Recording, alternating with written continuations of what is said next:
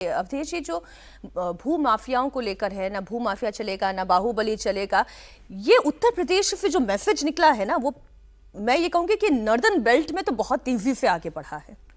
नहीं, हमारे देश में आम लोगों ने भू माफिया और बाहुबलियों का जो आतंक झेला है और जो स्थिति बनी है कि एक प्रकार से कानून के शासन के पैरेलल एक राज्य शासन व्यवस्था उत्तर प्रदेश में, बिहार में, यहाँ तक कि आपको राजस्थान में, महाराष्ट्र तो इसके लिए वही था, आपको हरियाणा, ऐसे राज्य रहे हैं जहां एक पैरेलल गवर्नमेंट रही है, पुलिस प्रशासन तक कार्रवाई नहीं कर पाते थे।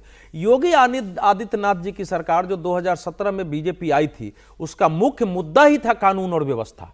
और 2022 में कार्यकर्ताओं के व्यापक असंतोष के बावजूद जो लास्ट में भारतीय जनता पार्टी जीत पाई है, उसके पीछे यही डर था कि अगर समाजवादी पार्टी लौट आई तो फिर माफियाओं का, क्रिमिनलों का जो है दबदबा हो जाएगा और समस्या बढ़ जाएगी। तो उन्होंने जो कहा है, आप सोचिए, अभी भी अगर गोरखपुर के एरिया में जहां के मुख्यमंत्री हैं, अगर कोई गरीब आके कहता है कि उसकी जमीन पर कब्जा कर लिया गया, कोई महिला रो रही है, तो इसका मतलब इतने कार्रवाई के बावजूद अगर है तो ये तो बड़ी लड़ाई आज भी है।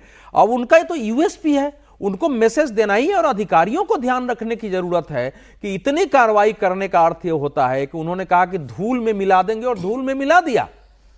उन्होंने कहा कि भू माफियाओं का खैर नहीं, उत्तर प्रदेश छोड़ दो, तो बहुत लोगों को छोड़ना पड़ा है। तो वो मैसेज नीचे जाना चाहिए। कम से कम अब ये स्थिति उत्तर प्रदेश में उत्पन्न नहीं होनी चाहिए कि मुख्यमंत्री के जनता दरबार में सार्वजनिक रूप से कोई गरीब, कोई जो है ऐसा जो निराश्रित आके कहे कि हमारा जमीन कब्जा लिया है और छोड़ नहीं रहा है।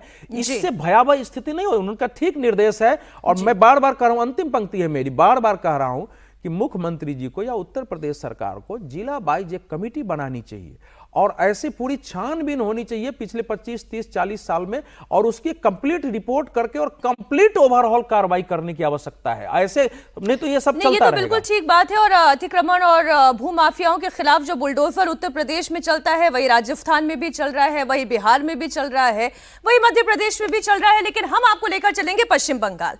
पश्चिम बंगाल में करीब 100 दिन के बाद चुनाव है, लेकिन उससे पहले ही जबरदस्त सियासी संग्राम है। बंगाल चुनाव के लिए बीजेपी के चाणक्य कहे जाने वाले गृह मंत्री अमित शाह ने मोर्चा संभाल लिया है। शाह की नजर बिहार के बाद बंगाल पर है। वो 3 दिनों के दौरे पर पश्चिम बंगाल में है और आज उनके दौरे का दूसरा दिन है। कोलकाता में चुनावी तैयारियों पर वो मंथन कर रहे हैं। आज पश्चिम बंगाल बीजेपी की कोर कमेटी की बैठक भी होगी। चुनाव की रणनीतियों पर समीक्षा भी की जाएगी। इधर ममता बनर्जी आज बांकुरा में रहेंगी, वहां पर वो एफआईआर के खिलाफ रैली को संबोधित करेंगी। और थोड़ी देर में आज अमित शाह कोलकाता में एक प्रेस कॉन्फ्रेंस भी करने वाले हैं, इस पर भी हमारी नजर रहेगी।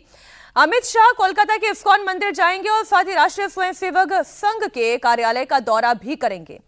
इस दौरान सीनियर पदाधिकारियों से मुलाकात होगी और साथ ही कल यानी कि साल के आखिरी दिन कोलकाता में कार्यकर्ताओं के सम्मेलन को संबोधित करेंगे। तो नए साल पर नए मिशन बंगाल पर अमित शाह रहेंगे। इम्पॉर्टेंट सिर्फ ये नहीं है कि अमित शाह मिशन बंगाल पर है, इम्पॉर्टेंट ये है कि न सिर्फ विनोद जी संगठनात्मक मजबूती की यहाँ पर चर्चा होती है, बांग्लादेश के जो घुसपैठिए भारत में आकर बैठ गए हैं, कैसे उन्हें बाहर निकालना है, कैसे अपनी सीमाओं को सुरक्षित करना है, ममता दीदी को कैसे चैलेंज करना है, ये सारी चीजें इसमें शामिल है। नहीं, सबसे बड़ी प्राथमिकता जो है, अमित शाह जी वहाँ गए हैं, पश्चिम बंगाल का विधानसभा चुनाव है। घुसपैठियों की समस्या तो सतत समस्या है, वो कोई आज की नहीं है, वो तो लगातार है और उसके लिए तो निरंतर काम करना पड़ेगा केंद्र सरकार को भी और राज्य की सरकार। वो राष्ट्रीय समस्या के साथ साथ राजनीतिक समस्या भी तो हो गई है ना। नहीं, राजनीतिक तो मुद्दा बना दिया गया, वो ठीक है, पार्टियां बनाती है मुद्दा इस तरह। लेकिन मैं कह रहा हूँ मुख्य रूप से अमित शाह जी वहां पर जो उनका फोकस होगा वो पश्चिम बंगाल के विधानसभा चुनाव में कैसे इस बार भारतीय जनता पार्टी को वहां पर वो जीत दिलाएं, इस पर फोकस करेंगे। सबसे सारा प्रायोरिटी उनकी वही है, वो होनी भी चाहिए, क्योंकि अभी मार्च अप्रैल में चुनाव हो जाएंगे 4 महीने बाद। तो इसलिए जो अब लगातार उनके दौरे बढ़ेंगे। बिहार में लगातार उन्होंने कमान संभाली, इसके पहले जिन जिन राज्यों में चुनाव हुए अमित शाह लगातार देखते रहे और बिहार में तो पूरी तरह से कमान संभाले हुए थे। अब बंगाल में वो गए हैं, तो अमित शाह के जाने से एक तो क्या होता है कि जो पार्टी के भीतर की गुटबाजी है वो खत्म होती है। जब बड़ा नेता जाता है, और अमित शाह जैसा नेता मोदी जी के बाद नंबर 2 है पार्टी। गुटबाजी है वहां कोई? गुटबाजी तो हर राजनीतिक दल में और हर राज्य में होती है, वो तो ठीक है। उससे परे तो कोई नहीं है, लेकिन कहीं कम कहीं ज्यादा।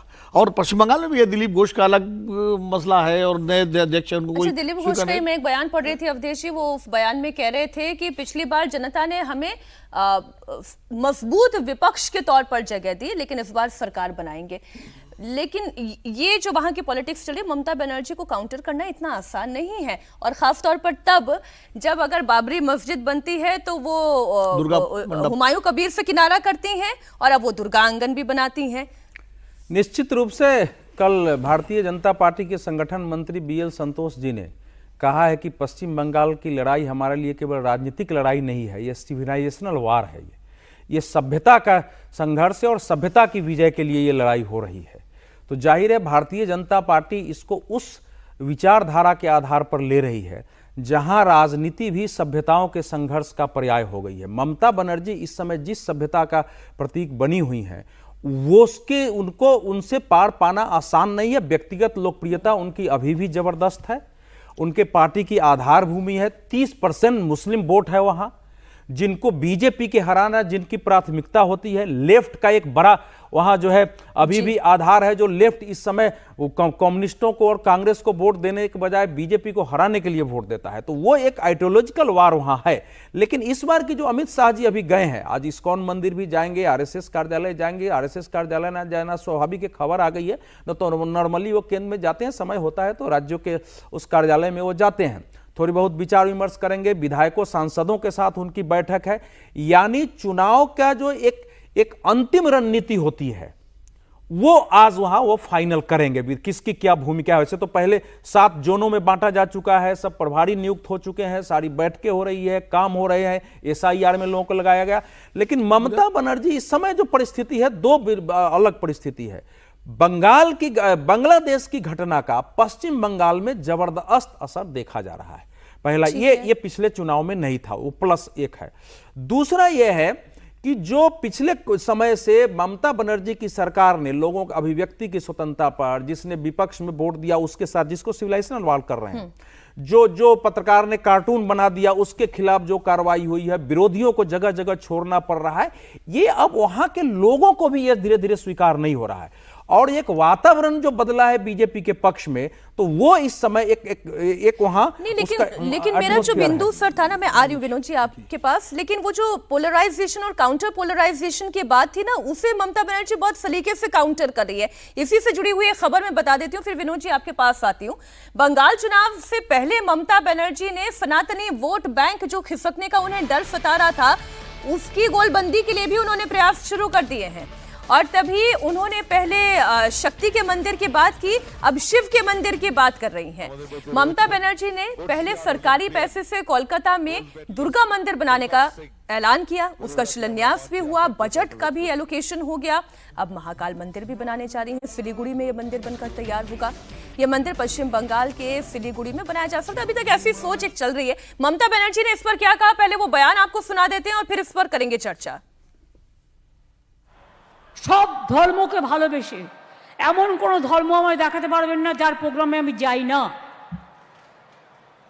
যখন আমি গুরুদ্বারায় যাই আমায় মাথা ঢেকে যেতে হয়, কই তখন তো তোমরা আমাকে কিছু বলো না, তাহলে আমি রোজায় গেলে তোমাদের আপত্তি কেন? এই যে আজকে আমি প্রোগ্রামে এসেছি, আমি চাদরটা গায়ে দিয়ে এসেছি, কেন জানেন? কারণ মা দুর্গার শিলান্যাস হচ্ছে।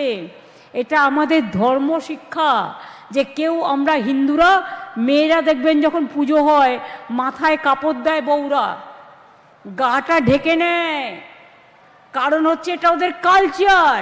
সব ধর্মেই কোনো না কোনো কালচার আছে, সেই কালচারটা আমি যদি বলি মানবো না, হয় কখনো?